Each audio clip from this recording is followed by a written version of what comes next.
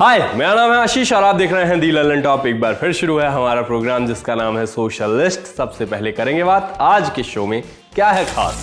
Brought to you by Subharti University. Subharti University, one of the leading universities of North India. Exciting college life and top placements. Join Subharti University, Meerut. Ram Bhadracharya ने प्रेमानंद महाराज को कैसा challenge दे दिया, बच्चों के माँ बाप ने बच्चों को कैसे अनोखा बना दिया, टावर पर चढ़ा बबलू, इंटरनेट बना टावर पगलू और गुरुग्राम मेट्रो के सामने विदेशियों ने की सफाई। अगर चमत्कार है तो मैं संत प्रेमानंद को चैलेंज करता हूं कि एक अक्षर मेरे सामने संस्कृत बोलकर दिखा दें बस, या मेरे कहे संस्कृत श्लोकों का अर्थ समझा दें। उस एडिटेड कटी हुई वायरल क्लिप के हिस्से में ऐसा कहना था राम भद्राचार्य का। पूरा मामला ये है कि राम भद्राचार्य शुभंकर मिश्रा के पॉडकास्ट में गेस्ट थे। पॉडकास्ट ही पॉडकास्ट है जमाने में, मोनेटाइजेशन काम आता है कमाने में। करीब 1.5 घंटे लंबे पॉडकास्ट में राम भद्राचार्य ने कई सारी बातें की, क्योंकि करीब 1.5 घंटे लंबे पॉडकास्ट में कई सारी बातें की जा सकती हैं। कई मुद्दों पर भी बात हुई और अपने ओपिनियन रखाए गए। इसी बातचीत में जब प्रेमानंद महाराज का जिक्र आया तो उन्होंने जो कहा वो हमने बताया। धीरे धीरे इस मुद्दे पर बवाल बढ़ता गया और लोग अब अपने ओपिनियन भी ऑनलाइन रखने लगे हैं। क्या क्या हो रहा है, क्या क्या हुआ है वो बताता हूँ।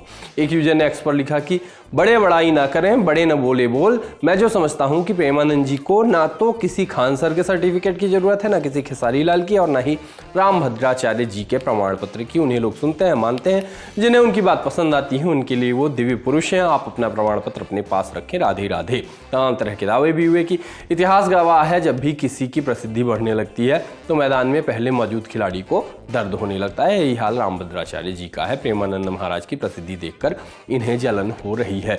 जिस व्यक्ति को सुनने के लिए दूसरे देशों से लोग आ रहे हैं और जो संस्कृत और हिंदी में अपने विचारों से लोगों की चेतना जागृत करते हैं, आप उनके ऊपर आक्षेप लगा रहे हैं। आज एक बात सिद्ध हो गई, रामधारी सिंह दिनकर जी ने सही लिखा है, ईर्ष्या तू न गई मेरे मन से। एक और पोस्ट में यूजर ने लिखा कि जो अनुभूत हृदय को होती है उस अनुभूति का नाम प्रेमानंद है। मैं राम भद्राचार्य जी की निंदा नहीं करता, लेकिन उनसे पूर्णतः सहमत। ये प्रतियोगिता नहीं हो सकती। आप अपना काम कीजिए। वो महाराज सरलता से धर्म की पताका लहरा रहे हैं। गुरु को अहंकार मुक्त होना चाहिए। जय श्री राम जैसी बातें कहिए। एक और यूजर ने ऐसी बातें लिखी कि मैं हमेशा सोचता था कि मैं क्या गलत करता हूं कि मेरे अपने ही मेरे खिलाफ खड़े हो जाते हैं, लेकिन आज राम भद्राचार्य जी ने प्रेमानंद जी पर अनावश्यक टिप्पणी करके मेरे मन का बोझ हल्का कर दिया। अब साफ हो गया कि चाहे आप कितने भी अच्छे कार्य करते रहो, कुछ लोग जलन और ईर्ष्यावश आपके खिलाफ बोलना ही अपना धर्म समझते हैं। फर्क सिर्फ इतना है कि प्रेमानंद जी संत हैं जिनकी वाणी में भक्ति वाला आशीर्वाद है, और राम भद्राचार्य जी कमर्शियल कथावाचक हैं जिनकी वाणी में व्यवसाय झलकता है। संत और कथावाचक में यही अंतर है, ऐसा इन्होंने लिखा। एक और यूजर ने लिखा कि जहां विद्या अहंकार को जन्म दे वहां धर्म लुप्त हो जाता है। भारतीय दर्शन कहता है विद्या ददाति विनयम। यदि राम भद्राचार्य जैसे विद्वान भी प्रेमानंद महाराज को नीचा दिखाएं तो ये विद्या का नहीं अहंकार का प्रदर्शन है। एक यूजर ने लिखा मेरे दिल में राम भद्राचार्य जी का सम्मान है। फिर उन्होंने तमाम बातें संस्कृत पे लिखी और लिखा कि तंज कसना उन पे गलत है। शुक्र है कि वो कठिन शब्दों का यूज नहीं करते, वरना जरूरी बातें जैन जी को कौन समझा पाता। इस बयान के बाद संत समाज भी काफी नाराज दिखा। कई सारे बयान आए। स्वामी चिदंबरानंद सरस्वती, आचार्य मधुसूदन महाराज, अखिल भारतीय संत समिति के महासचिव महंत केशव स्वरूप ब्रह्मचारी ने राम भद्राचार्य के कथन को गलत बताया है। महंत केशव स्वरूप ब्रह्मचारी ने कहा है कि ये जरूरी नहीं कि जिसे संस्कृत के बारे में पता हो, ज्ञान हो, वो चमत्कारी हो जाएगा। वहीं अयोध्या के हनुमानगढ़ी मंदिर के महंत राजू दास ने कहा है कि दोनों महान संत हैं, उन्हें इस तरह का बयान नहीं देना चाहिए। बाकी शायद दूसरा या तीसरा हफ्ता होगा जब हम सोशलिस्ट में प्रेमानंद महाराज की बात कर रहे हैं। कारण ये नहीं है कि उनके नाम से व्यूज आते हैं ना, व्यूज के लिए हम सोशलिस्ट नहीं करते, सारे ही काम करते हैं। कारण यह भी है कि वो सोशल मीडिया का बहुत बड़ा कीवर्ड और फेनोमिना अब बन चुके हैं और एक ट्रेंड की तरह उनकी बात अब लगातार चल ही रही है। सोशल मीडिया पे जो चलेगा वो सोशलिस्ट में आएगा और फिर उससे व्यू आएगा, तो फिर मेरी क्या गलती है। अब एक नए ट्रेंड की बात कर लेते हैं। इंस्टाग्राम पर कई लोग अपने बचपन के किस्से बता रहे हैं कि कैसे उनके पेरेंट्स ने फैंसी ड्रेस कंपटीशन में उनको तैयार किया। लोग कह रहे हैं कि लोग इस ड्रेस कंपटीशन के लिए बच्चों को जवाहरलाल नेहरू, महात्मा गांधी, रानी लक्ष्मीबाई वगैरह बनाते थे। फिर बताते हैं कि उनके मम्मी पापा ने क्या बनाया। एक यूजर ने बताया कि उनकी माँ ने उन्हें चलता फिरता बाजार बना दिया। वहीं एक रील में दिखा कि एक बच्चे को डस्टबिन बना दिया गया। एक बच्चे को उनके पेरेंट्स ने ट्यूबलाइट बना दिया था। एक और रील में पता चला कि एक बच्चे को डेटॉल हैंड वॉश बना दिया गया। एक बच्चे को फैंसी ड्रेस में नारियल बनाया गया था। हाँ, रियल नहीं थे ना तो नारियल बना दिया था। कितना गंदापन है, लेकिन इतना ही गंदा बच्चे को भी लगा होगा नारियल बन के। शुक्र है नारियल को किसी ने फोड़ा नहीं। क्या एक को वेजिटेबल क्वीन बनाया गया। एक यूजर ने बताया कि उनकी मम्मी ने उन्हें दूध वाला ही बना दिया था। ये पहला दिन रहा होगा जब वो बेचारा सही समय पे उठा होगा। एक मम्मी ने अपने बच्चे को तोता बनाया, लड़का CBI में जाएगा, बोलो कुछ नहीं कहा, तो एक बच्चे को भेलपूरी ही बना कर भेज दिया गया।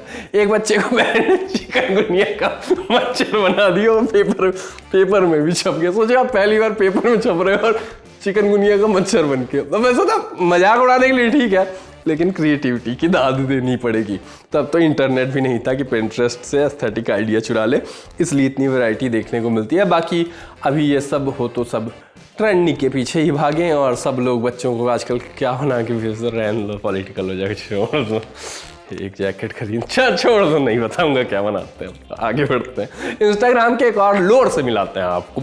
ये ऐसा साइड ऑफ इंस्टाग्राम है जो अगर आपकी फीड तक आया है तो उससे जुड़े मीम रील ही आए होंगे, और अगर आपकी फीड तक ये नहीं पहुंचा है तो आप इस पूरी लोड से अनजाने रह जाएंगे। हुआ ये कि अचानक से लोगों को टावर में चढ़ने की वीडियोज वायरल, लोगों को नहीं, लोगों की टावर में चढ़ने की वीडियोज वायरल होने लगी।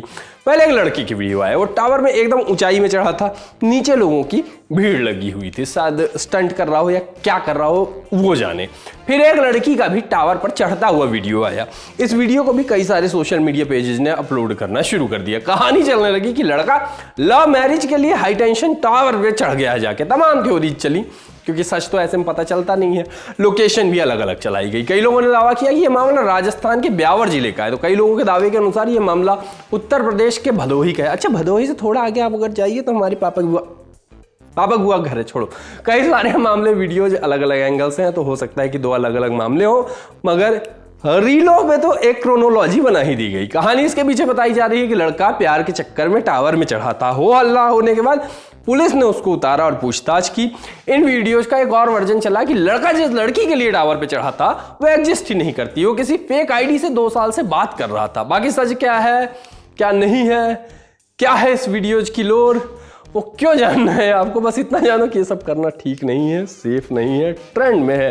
ट्रेंड देख के फॉलो नहीं करने लग जाना है, सुरक्षित रहना है, किसी के लिए भी अपने ऑरा पॉइंट्स को ऐसे ही नहीं गंवा देना है, वरना वीडियो हो जाएगा वायरल और आपके साथ हो जाएगा कुछ गलत। बाकी आप लोगों ने नोटिस किया होगा कि आप अब जब फोन करने के लिए अपना फोन उठाते हैं तो आपके फोन का माहौल काफी बदला बदला नजर आता है। एंड्रॉइड ने रातों रात एकदम से वक्त बदल दिया, जज्बात बदल दिया, हालात बदल दिए, जिंदगी बदल दी। लोग मीम बना कह रहे हैं कि हम अब पेरेंट्स को कैसे समझाएं कि हमने उनका फोन खराब नहीं किया है। जाते जाते एक वीडियो दिखाते हैं जिसने एक बहस खड़ी कर दी है। गुरुग्राम में रह रहे फॉरेनर और लोकल्स ने मिलकर सड़कों और नालों की सफाई के लिए स्वच्छता अभियान चलाया। बताया जा रहा कि विदेशी जो थे वो फ्रांस के हैं।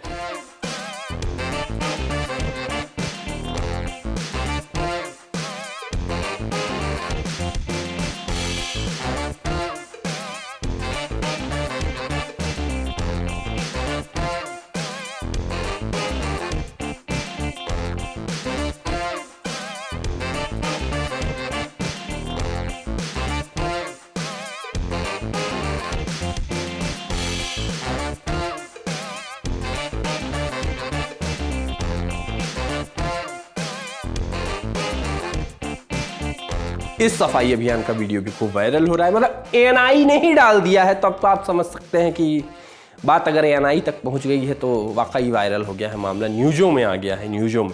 इस वीडियो में कई सारे कमेंट्स आए, उस जो हम आपको दिखा जा रहे हैं उस वाले पे नहीं, हम जो दिखा रहे हैं। इसमें एक यूजर ने लिखा कि ये दिन भी देखना ही था जब विदेशी निवासी हमें हमारे शहर में ही सिविल लाइफ के जीने के शऊर सिखा रहे हैं और सोती सरकार और इंतजामिया को आईना दिखा रहे हैं। एक और यूजर ने लिखा कि ऐसे अभियान चलाना जगहों को साफ रखने में जरूर मदद करता है, लेकिन इसकी असली जिम्मेदारी संबंधित सरकारी विभाग की है ताकि सफाई लगातार बनी रहे। साथ ही जागरूकता भी उतनी ही जरूरी है। लोग अगर कचरा सड़कों और गलियों में ना फेंके तो शहर और भी साफ सुथरा रह सकता है। शहर भी साफ रखो, गाँव भी साफ रखो, इंदौर तो साफ रहेगी। बाकी आज की शो इतना ही, मिलते हैं कल, तब तक के लिए चलते।